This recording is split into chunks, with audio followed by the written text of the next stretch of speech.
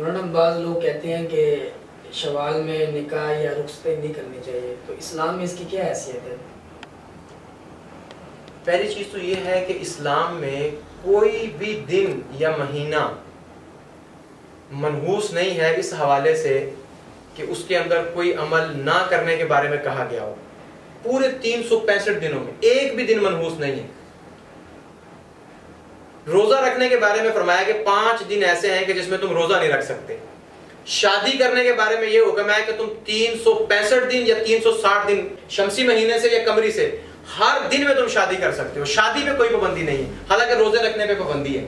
اور صحیح مسلم کی روایت 2179 میں سیدہ عائشہ صدیقہ رضی اللہ تعالی عنہ فرماتی ہیں کہ نبی کریم صلی اللہ علیہ وآلہ وسلم نے میرے ساتھ شوال میں نکاح کیا اور شوال میں ہی میری رخصتی ہوئی.